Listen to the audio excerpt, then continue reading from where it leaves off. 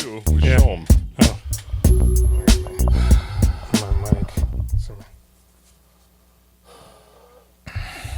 I'm Jason. And I'm Jules. And we doing filmographies. Oh, this is the 5th Bill Sage. And guess what? We're only doing 5. Yes. This is the moment where we switch from 10 in a filmography to 5. Mm-hmm. Because 10 is too many. And that's not a Bill Sage problem. No. That's an every motherfucker problem. That's an us problem. Yeah, that's an us problem. Yeah. And also, like, I think people are more excited when you go through them faster, and we're not putting out 2 a week. No. So, number 5, Bill Sage. Number 5, Simple Men. Simple Men. Your favorite of all the Hell Hartleys? I'll be a simple man. In that I didn't like this as much as all the other ones. Yeah, I guess. Okay, very nice, very nice. Bill Sage, big role in this one. A huge role. Now, when do you want to do shots? Let's do it right now. Okay. Well, you can have a cup of this, whatever this is. Or this. Whatever that is. Can't get the lid off. Fuck. Oh, that's a new one. Oh, that's bad. Ah, shit. Fuck. Holy shit, there it was. That's good, right? Do you know what else, though? I was editing the Trust episode. Just finished it today. Yeah. Holy shit. I haven't held one of these in 35 years. Are we drinking this? I wish I wouldn't have just opened up that one. Why use the surprise? Well. I guess you can stay afterwards and watch Trust with me. God. Cheers to Bill Sage. Yeah, and We doing filmographies. The late great Adrian Shelley and Martin Donovan in that fucking barn/house drinking Mickey's. And Vic and Rick. Who are Vic and Rick? Do I pay you to sit around talking French all day? Is it a black chair? Oui, c'est une chaise noire. Move over. They are, I'm pretty sure they're the same character. I don't think so. Well, they have the same name. They're in a different area. They're out in the woods. It doesn't matter. These characters are now like the Bill and, or the Jay and Silent Bob of the Hartley-verse. Oh, also, I acted like the guitar was in a bunch of stuff. I was like, hey, he's in a lot more than you'd expect. He's in like 8 things. Yeah. He's in like the same amount as Chris Cook. And they really let him get loose on his guitar this time around. He's great in this. Camera just sat on him for 6 minutes while he played the guitar.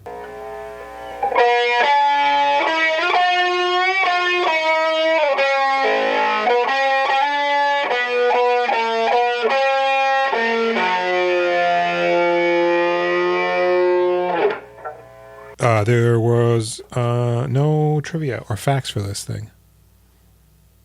Really? Do you believe that? Not really. I like refreshed the page just to be like, wait a second. Oh. I went up and down. I went back and I went on the Wikipedia. Nothing. Unfortunately, I don't have anything that's going to keep this episode afloat other than my requisite tagline call out, which for this film is a line from the movie. There's no such thing as adventure and romance, only trouble and desire. I like that line. Do you? Yeah. That's fantastic. It had a $3 million estimated budget. What? Why? Locations. Why'd they give him more money? They clearly paid a fortune for that incredible guitar led soundtrack. Oh, I love it. Good, I hated it. Oh, man, this is the best. Gross worldwide, $143,000. Okay. So they made back their $3 million? Yeah. Probably have yet to this day, even with DVD sales. I'm going to read a snippet, a small portion, about half of Roger Ebert's review for this film. Can I say this is my least favorite of the 3? Okay. I have always felt that way. When I loved the first 2, Unbelievable Truth and Trust, and then like Simple Men was on, and I was like, I feel like this review encapsulates my response to Hal Hartley so far. Okay. Most reviews of Hal Hartley's films end up discussing his camera style or his attitude towards his material. I think that's because critics are unsure how seriously they're supposed to take the stories. Hartley's movies are deadpan melodramas in which sensational things happen to inert people. Both the characters and the director seem to think it would be uncool to seem to take the events very much to heart. I wonder if it pleases Hartley, and I would like to know why, with his talent, he is so concerned at keeping himself at arm's length from his material. Why does he take such pains to let us know he hasn't been suckered by melodrama that he obviously created for the very purpose of being able to see through? The problem with postmodern movies like Simple Men is that they seem to consider us fools for watching them, and on the basis of the evidence on the screen, it's hard to disagree. Hal, are you treating me like I'm a dummy? Because I know I got a soft brain, and I take these movies at surface level. It just feels like they don't care, so what are we even doing here? I feel duped. Crap. I was digging it, though, in the first couple of minutes. Yeah. I was thinking, oh, this has actually got something going on. God, I feel like the dialogue and delivery of it was so dreadful in the beginning. Oh, yeah. I mean, that the crime element, I'm thinking, okay, maybe he's crafted his story this time. I did like the guy with the blindfold. Yeah, he was The great. security guard. He was entertaining. Yeah. Well, so why don't you just go ahead and hit me with that synopsis? Simple Men. Yeah. After getting double-crossed while pulling off a big score that he orchestrated, hapless criminal and down on his love luck Bill McCabe, Robert John Burke, thinner himself, returns home when he is confronted by his near-comatose, molecular-toast younger brother Dennis, William Sage, who informs Bill that their father, famed shortstop turned murderous radical Frank James Hanson Prince, himself a criminal, had first been arrested, then hospitalized, and is now on the run with a case of the white hair. So Bill and Dennis set out on a trip following a mysterious clue while pontificating the doldrums of life and love, farting their way into the lives of divorced tree hugger Kate, Karen Sillis, who is in fear of her ex-husband Jack, Joe Stevens, being circled by Jack's friend Martin Donovan, himself deeply in love with Kate, even though she wants nothing to do with him. Smells like fish. And then there's the mysterious epileptic Alina Lowenson, who seems to have the answers the boys are looking for, but is also aloof and blah. On the road to life, Simple Men. Mm-hmm. And just for the record, it's milk toast. Yeah, there's another one that I heard yesterday, and I was like, oh my God, I've been saying that word wrong for 41 years. So this movie opens up in the middle of a heist like you wouldn't believe. Yeah. Right? Okay. We later come to find out the planning behind this was so meticulous that main guy, Bill, sent his girlfriend, Vera, up to this area to get a job at this warehouse 3 months before the heist. And then his friend, who double crosses him, and this mirrors the opening of Grand Theft Auto 3 also, by the way. He comes up and starts working for a trucking company like a month before the heist. Mm-hmm. And then Bill's up in there billing around. Was this all this information right there in that opening? No, it comes later. Okay. But that's just, I wanted to get that out of the way I didn't to establish catch any of that. how it was like a Swiss clock, this opening heist scene. So you like Hal Hartley now? So, yeah. So there's a guy tied up.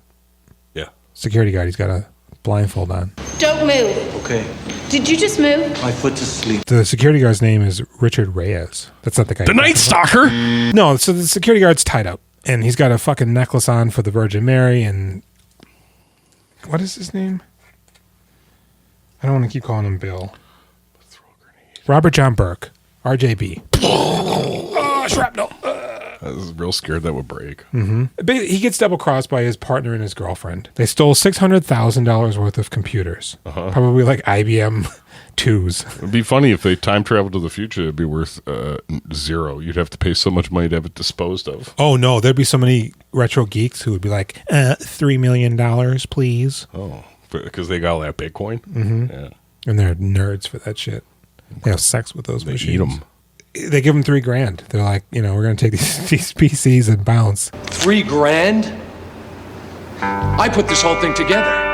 I stand to make 10 times as much once we deliver this stuff. Robert John Burke, he needs to figure out how to get the fuck out of town because he's not sure where he stands. His guys left and took the shit, but they might circle back to kill him if he's a loose end. You think so? But also there might be some thread to him if they find out who did the crime. I don't know. But they just like set him loose. I feel like they wouldn't come back for him. I wouldn't either, but that's what he's talking about. I gotta stop watching. He's like, I gotta get out of here. So he takes the $3,000, he goes to a diner, and there's some blonde chick hustling on him. I guess his ex-wife, maybe? Yeah. The mother of his child, maybe? Are you sure it's not his wife? I don't His even know if wife, they're maybe? divorced. I don't know. Do they have a kid? She's dating a guy. Earlier, before that, Bill Sage William in this movie, he's at the police precinct. For some reason, he found out that his dad got arrested, even though he doesn't really know his dad. But his dad's some sort of like famed local professional shortstop. Your old man was the greatest shortstop that ever lived. Became a terrorist. Yeah, he bombed the Pentagon in like the 60s or 70s. Yeah. He had 7 people died. He didn't know they were in there, though. He wouldn't have blown up that building if he knew those people were in there. He's a great man, falsely accused. Louise. We don't approve of that. No. They go, yeah, your dad's super awesome. They keep doing this in the beginning. Your dad's so great. But he's not in jail. You can't see him. Yeah. Where's he at, though? He had a heart attack. He's in the hospital. But oh, no, he's not here because he escaped. So they go see their mom, and she goes, we haven't really been a couple for ages, I'm leaving town because I'm worried he's coming back here. Fuck about him. And I think it's been 16 years. He gave me this piece of paper that has the word Kara on it and a phone number. He said, if ever you were in an emergency, call. Bye. And then John Burke is like, well, I got to get out of town. And William's like, yeah, no, I want to go find Dad. I don't got any money to give you. But how about I got $20? That'll get us on a ferry or a train, a bus. It's not really clear. I think it's a bus. I Like don't a ferry know. maybe, but That's how far will it get us? They say not how far will it get us to this area code. Yes, Yeah, coincidentally enough. yeah. Lucky you. So they Start walking. get there. They see a guy wrestling with a motorcycle.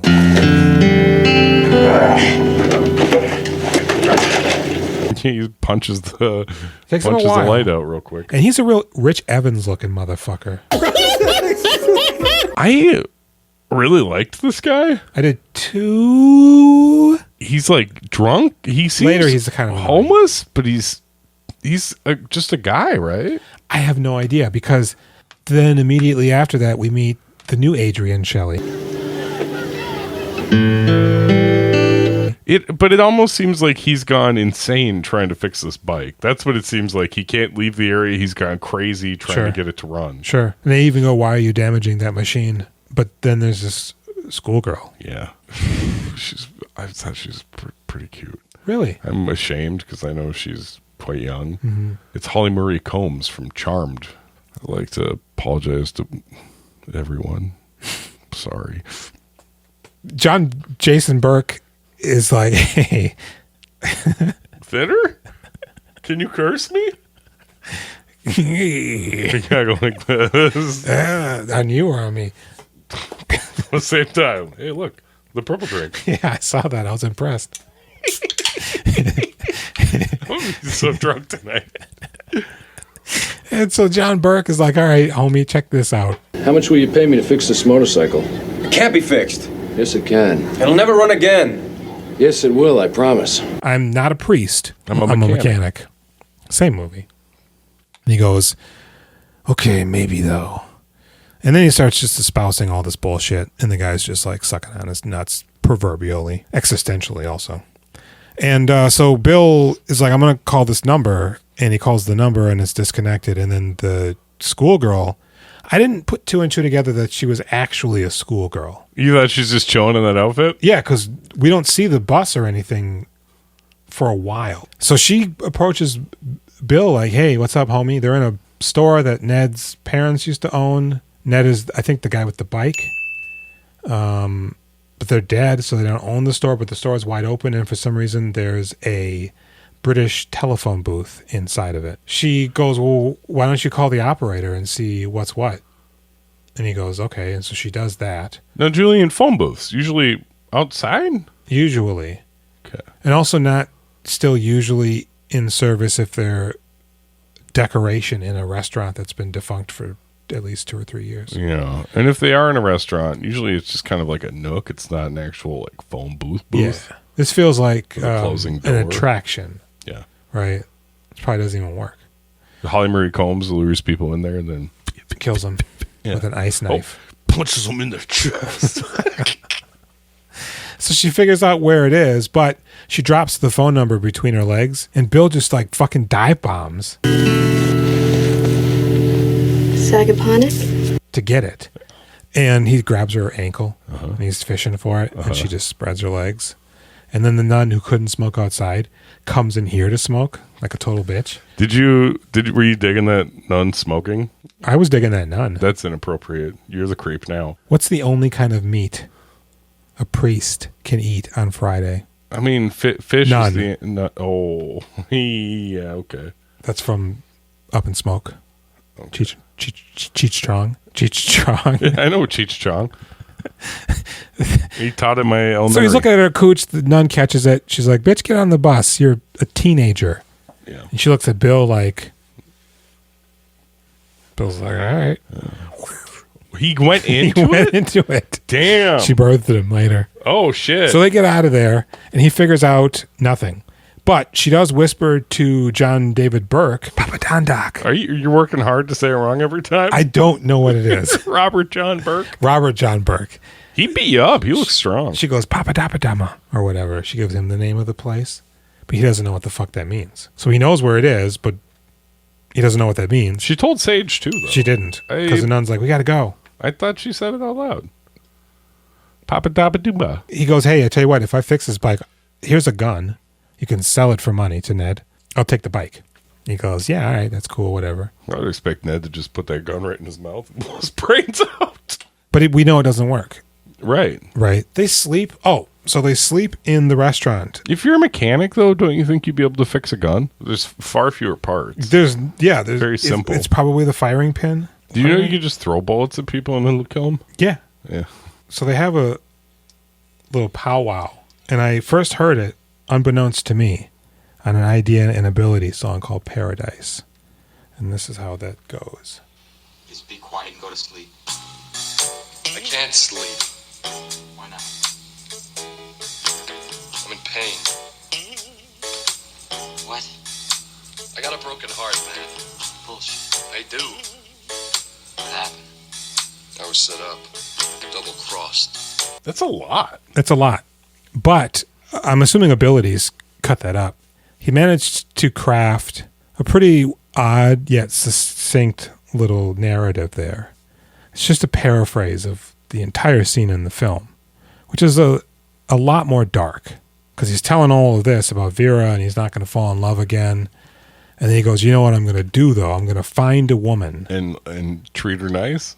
Get her to love me. Yeah. And then I'm going to fuck her back. and leave her. Oh. Some real raw dog shit. Which is fucking hella dark, man. Yeah. And I don't like it. Isn't that what you do? I'm just kidding. Was that good? You like that? I was Scared you a little scared. bit. Bill Sage is like, well, look, dude, I really don't care. I'm just trying to find Dad. John Burke is like, sounds like a Minuteman or something. John Burke goes, well, look, I don't care about Dad. I'm just going to find some girl that I can destroy. And so I need a road trip for some lady action. They wake up, at which point they see the nun is talking to the sheriff, who is Matt Malloy. Matt fucking Malloy. Hey, Matt Malloy. Yeah, we like seeing you in these things. Treat. Like Treat Williams. I wouldn't put your head in the vice. I would say, Matt Malloy, good to meet you. So they're seeing that going down. And that's when John Burke, I think, is selling the gun. And he gets the motorcycle and he goes, hey, Bill Sage, we got to get the fuck out of here. Shit's percolating. And it's about to spew forth. I'm a robber. I forgot to tell you. I stole just over $500,000 worth of Amiga computers. And I'm probably wanted by the law. You know, the Hamburglar, I'm like that, except for I don't steal hamburgers. I steal other things. But I still say robble. And so they get on their little motorbike and they get out of there. But Matt Malloy, Ned, he goes, this ain't real. And he shoots the gun and it is real now. I'll never forget you guys. Tim, look out! It's not loaded, look! And Matt Malloy tackles him. Where did you get that weapon? There's nothing but trouble and desire. What's this? It's the Holy Blessed Virgin, you idiot. Bill gave it to me. Give it back. I can't. It's evidence. Evidence of what? I don't know. Ned's just laying against the window like, woe is me, parting is such sweet sorrow. He keeps repeating that phrase over and over and over again. There's nothing but trouble and desire. There's nothing but trouble and desire. There's nothing but trouble and desire. There's nothing but trouble and desire. So they get out of there, but the bike breaks down, and now they pull up to... No, we see Kate in a field talking to Alina, who was Jerry Seinfeld's... Oh, in the circus? Yes. My father used to take me to the circus. When the elephants came by, he would scream curses at them, blaming them for all the ills of society. Well, they certainly take up a lot of space. She's also Nadja. From that movie, Nadja. We have come for the body of Count Voivoda Arminius Ceausescu Dracula. It's me, Van Helsing. We have to talk. She's an apprentice in the realm of shadows. And she's having an epileptic episode. I can't remember.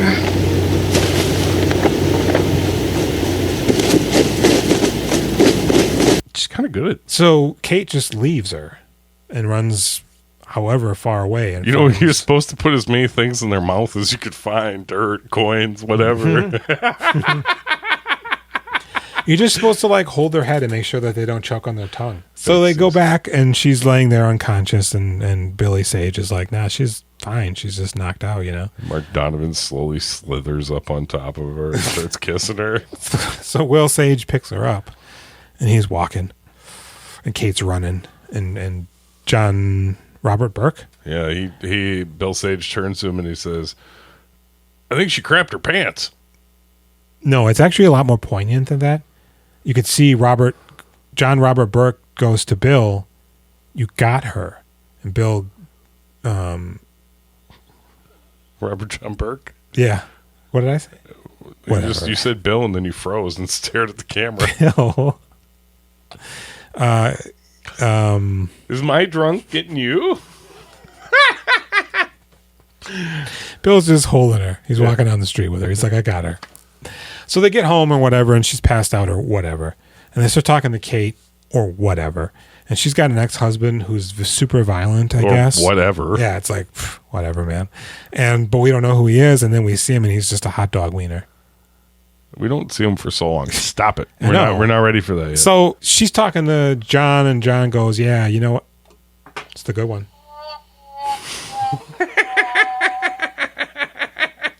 So he's like, hey, you know what, Dennis? I'm going to fuck Kate and destroy her. She's the abortion doctor from Trust. She'd be working with trees, though.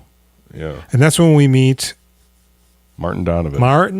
Cutting off fish heads. Cutting up fish heads. Smells so bad. Seems like epilepsy to me. William goes, what do you do with the guts? I eat them. You ever heard of a pocket pussy, son? They use it for fertilizer. Yeah. Kate's an arborator? And she's an arborist? Yeah, arborist. Damn. She works at an arboretum. You are Hal Hartley. I'm going to call you Har Why do you Howley. think I have this shirt on so you know who I am? Right. I'm a fan.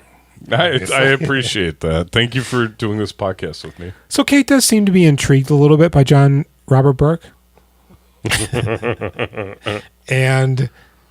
But she's also cautious. Yeah.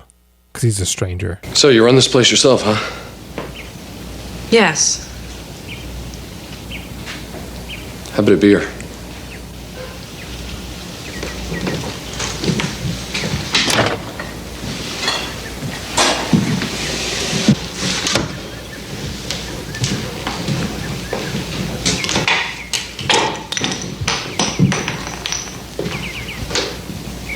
She eventually goes through a list of the STDs she got from each man she trusted. Every single one of them did her dirty. He goes, I've been in jail all my life. I haven't had sex yet. I inadvertently was framed for murder by my girlfriend.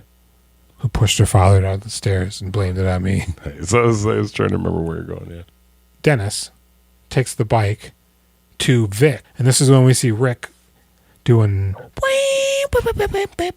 on his guitar. American Woman. Oh, you got to go my way. And he, he comes up with the motorbike like, hey, how much can you give me for this toy crotch rocket? We'd have to talk to the boss about that. Is he here now? Nah, he's getting divorced. We'll be back later. And he goes, all right, word, I'll come back later. Then Nerd. we do meet Vic. He comes in like a fucking hurricane. He goes, what's up with that bike outside? He's a little thicker, right? No, he looks exactly the same. You don't think Vic's gained about 13 pounds? If anything, I think he's toned up. I'm a weight guesser because I stare in the mirror a lot. 13 pounds. So he goes, hey, what do you know about this motorcycle? Oh, some guy came by earlier. He wanted to sell it. A real Billy Crudup type. And he goes, oh, shit, so he was a total prick? Do you have the registration for it? I didn't ask. You didn't leave a phone number or anything? No, monsieur. You idiot. That motorcycle could be stolen for all we know. I don't think this guy was a thief. Why not? He didn't look like a thief. What was he like? He spoke French. Call in the license plate number and make sure it hasn't been reported as stolen. Oui, monsieur. And stop that. And apparently Ned fucking reported it as stolen. No, I don't think Ned reported it as stolen. I think Matt Malloy got the necklace that was stolen from the security guard and realized that was the key to the robbery that just happened. Wait, when did Matt Malloy get the necklace? He snatched it off of Ned. Did he? Yeah. So then Ned must have explained that they took his motorcycle. That's the path. Otherwise, Robert John Burke would have been free and fancy. How would he have tied that necklace to the robbery? I don't know. Maybe it's it's in the same town, right? No, this feels like the next town over, the next major town over. I don't know, man. I don't know. But hey, I you drink know what? Monaco's. I watched Thelma and Louise. This is far more plausible. They don't know that, though, that they know that they're wanted. And they're with Kate. Something transpires. Oh, they find out the address because Bill Sage is looking up in the phone book.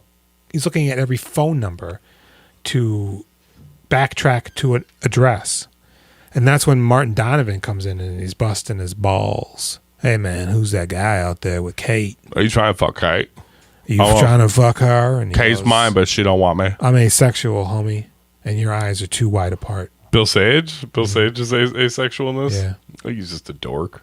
I think he's a asexual guy. So Martin Donovan, he miraculously finds the address almost instantaneously.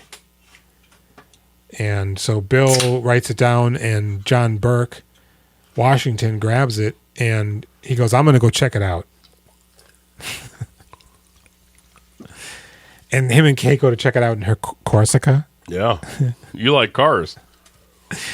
And they get up there, and it's a smoldering foundation. The house had just recently been burned to the ground. I was quite horrified that Robert John Burke was like, I'm just going to walk around in these fire ruins. What if you fall through the ground like it's a partially burned floor and you fall down and it's still embers? Nobody can get you out fast enough. You're going to cook. He did this on the floor before he stepped on it. Did he really? He did. You just ruining my life tonight. He did, yeah. He said, hey, you know what? There's going to be a guy. Plus, it also didn't seem like it had a basement. They don't do basements some places. They don't. And this did not look like it was one of those places that had a basement. This is a basement. Now they're wanted by the law. The sheriff comes in, and he's that guy. Yeah. What's his name? John Stenmo? What's his name in real life? It's like Duncan. Damien Young? He was in It that. is his name, yeah. Was it like a spy versus spy He looks show? terrible the older he gets. Well, I like him. He was in Ozark. He was good in Ozark. Yeah. It feels like he's wearing a clay face. He's one of the main characters in Hal Hartley's Amateur. He's great in here.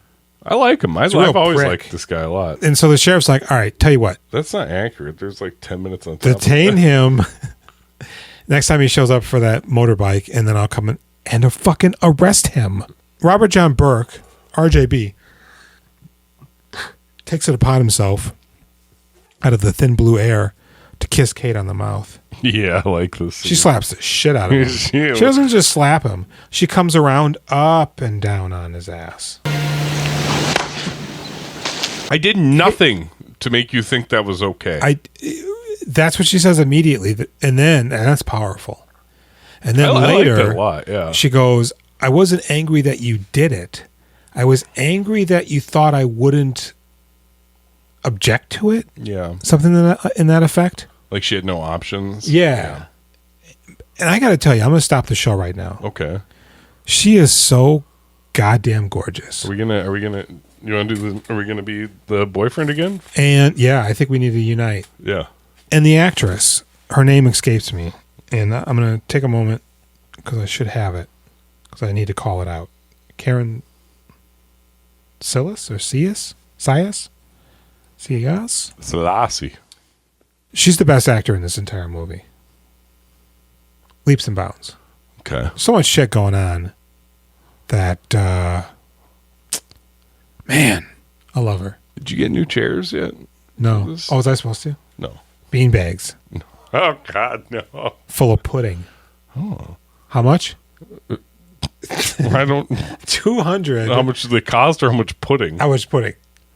In dollars. 200. Yeah. It's $74, maybe? 47? You tell me. Call us at 763-634-1897. So here's what we're looking at. He's trying to bang her. She's warming up to him. Her husband's a crazy dude who's now shown himself to be rolling around in, God, what is that? Some little shitbird. You still maybe don't. Mitsubishi. You don't know it's him yet, though. We don't. Well, you do, but you don't. Elena's, she's cowering. We find out that she's actually dating their father, and then he left her. Yeah. Bill Sage kisses her without her permission. She goes, "You're a womanizer." No, you're good. My dad likes you, so you're good enough for my dad or whatever. And she goes, "Well, then why don't you go fuck your mother?" I was like, sick burn.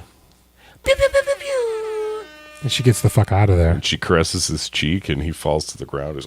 And she cuts his throat. Oh, I'm seizing. Fists it. She gives him the seizures. No, I know. I tried to do what she did. So was that as good? Here's what we know. Am I as good as her? Yeah. Here's what we know. Jack. He's milling around. Well, yeah, that's the name of one of my boys. John Burke is having sex with Kate. She's allowing it. And I think she's a participant. Bill figures out through Kate that some guy has a boat named Kara. It's Martin Donovan's. Okay. And that's where he goes. And he finds Martin Donovan and the reveal of his father. Yeah, dude. Did you think immediately, let's say it, 1, 2, 3, that guy's not old enough to be his dad? No, I was locked in on it. I was like, oh, that's Unbelievable Truth. That's the dad from Unbelievable Truth that's already been beating up Martin Donovan. You want to hear something incredibly crazy? He's great in this? I looked him up. Uh-huh. I could not find his age on anything. He's probably like 10 years older than them. I needed to know. Was he alive? Yeah, he was this, and I think he was maybe a composer, and he's married to someone who is in the film industry as well, I believe. He's really good in this. I thought he was really good. I mean, I guess just I didn't know he was a good actor. Mm-hmm. Like he's just doing the one thing in the other movie. To have him be a completely different guy in this one, as you know, that's what you do with acting. I was like, whoa, he's a real actor. He's giving me real Josh Lyman vibes. Who's that? From West Wing, that actor. I don't think that's his name. No, that's the character's name. Bradley Whitford. There you go. Yeah. Now though. Like in the Get Out phase. Mm-hmm. Yeah. And the Cabin in the Woods kind of phase. I'm a total lib. I put white people in you. I've had enough white people in me. Oh. What did I just say? That's all right, man. If it's a bad thing, we can get revenge together. I don't know. When it's Mickey's, you're divulging all your secrets. So the dad goes, "Who do you think you are?" I'm your son. How old are you, Dennis? 23. Keep your hands off my woman, you got that? Okay. Okay, we're even. You want some coffee? Yeah. Why? "You don't fuck My woman. How you doing? But that were cool. Apparently, they don't really know each other that well. No, he's been gone. He's 16 years? Yeah. So, and Dennis is 23. Yeah. How did he even find out that his dad was in jail So and he give was a shit? He was 7. Well, his name's probably in the paper. So what? Who cares? He's a famous shortstop terrorist. Well, my father, I found that he had died. I tracked down his grave. Man, I can't even tell you what I did to it. Or I go to jail. Cried on it. I did. I pulled it onto me and I let it rest on my chest. Oh, to make you feel anchored, yeah. So he's like, you know what? This is weird, Dad. You actually are kind of a loser. I'm going to get out of here. Yeah. And because that shit's super whack, dude. Super whack. He's reading from his anarchist book. We do not know when the revolution will triumph. We do not know when the revolution will triumph. But we know that the revolution is with us. But we know that the revolution is with us. And Alina's just like in it. Yeah, Martin Donovan and Donovan's Alina just are both saying it. Yeah, they have to You repeat could what care he says. less, though. It's so stupid. The police now show up and they book William. You know, he looks like Bradley Whitford from The West Wing, the dad. You know, now that you I mention it. feel like, yeah, but like definitely. nowish. Yeah. Not like back then. Not in 1992. And they go, all right, where's your bro at? You stole Kate's car. And he goes, she borrowed it to me or whatever. So Kate comes down with Jack. She's like, you idiots, get out of here or whatever. Where's his brother? Oh, I don't know. I saw him in the road. I don't care. Kate, get real. Bill Sage tells Kate, don't tell Robert John Burke to come down here. Tell him to run away with Dad. Yeah, get to that boat and do great boat stuff with I'll that be cult. serving hard time.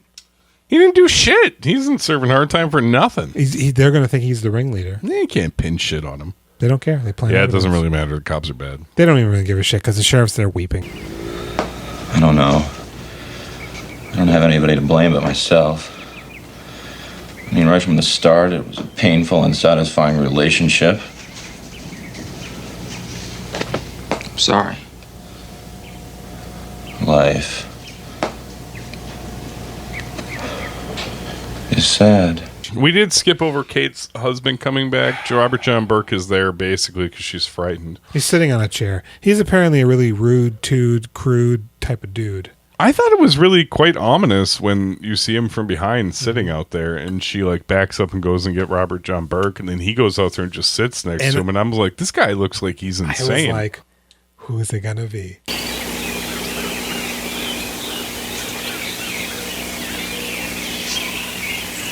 You weren't you didn't Who's like it gonna be? It's Dollar Store Freakstorm. You didn't like this guy? He's fine, but I didn't get any menace from him. He just seems like he seems mentally ill. I thought it was awesome. Well, until he that's opens fine, up his mouth and he's like,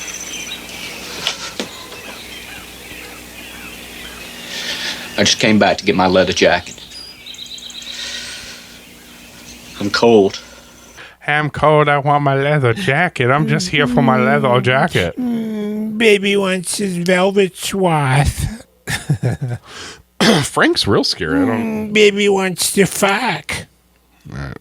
John Robertson Burkingville drives away in her Corsica. She goes, just get out of here, Johnny Burke. No, he says, I need your car keys.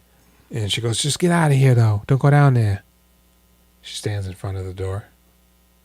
And he does leave to go to the boat. He gets to the boat on the precipice of boarding the vessel. He looks at his old man. His old man looks at him. He turns around and he leaves. Mm-hmm. I don't like that shit. That's what he was thinking. Oh, yeah. This cult shit. It seems lame. It seems super lame. You're wiggity wiggity whack. Yeah. Like wearing your clothes inside out. And backwards. No, backwards is cool. Oh. Inside out is wiggity wiggity whack. Cause inside out is wiggity wiggity wiggity whack. Is that from the song? Because Chris Cross was feuding with, what was their name? ABDC or something? The Inside Outside Boys? The little boys? BBC DDC or something? Aisha. Remember that song? It's weird listening to a 13-year-old boy make a love song about a 13-year-old girl. No. And play it on the top of the charts. Now Top of the pop. Now we have to play it here. Now I'm going to have to actually hear the song. It's John David Burke just like goes up to Kate and puts the cops stop him. Yeah. He throws them. He's so strong. He's got that thinner power. Ruff. Yep. And they go flying and die. And they're like, I guess he's RoboCop. And then we're like, it is not RoboCop. It's not RoboCop. And he just walks up to Kate and he puts his head on her shoulder. You're my mommy now. And the movie ends. And there's a dance sequence. Oh, we forgot to mention the dance sequence. I was really expecting that to be a lot better. They just keep doing the same thing. But you already saw it. I saw the like clip. I thought it was going to evolve. Yeah. And actually be worthwhile watching. Yeah, I liked it. I hated it. I hated everything about most of this movie. But you love Hal Kate. Hartley. I really don't like his movies. I really hate the dialogue. I like some of the acting, but it's betrayed by everything else, including Hal. And these movies are not worth...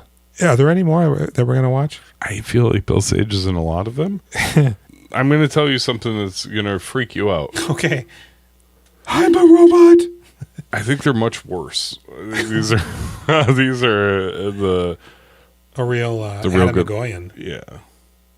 So Jinx. Goo. That's the end of this movie. God, that's the end of Bill Sage for now. Yeah, forever. No, for now. Okay, Julian, what do you give the movie as a score? I think I've given the other ones zeros. No, I don't think that's true. You give them really low rude numbers, but retroactively, they're all zeros. This one, I would give. I don't know, man. I'm gonna give it a 4. Okay. Because Kate, perfect. All right. And actually, Martin Donovan was pretty good too. Yeah. I wish there was more of him. What about Bill? I didn't really get much from him in here. He's pretty muted. He is. I like him though. He looks good. Doesn't Robert John Burke kind of rule though? No. I think the more I see him, the more I dislike him. Oh, I think he's great. So what do you give the movie? Wait, what was your score for the 4. movie? 4? I would give it a 6.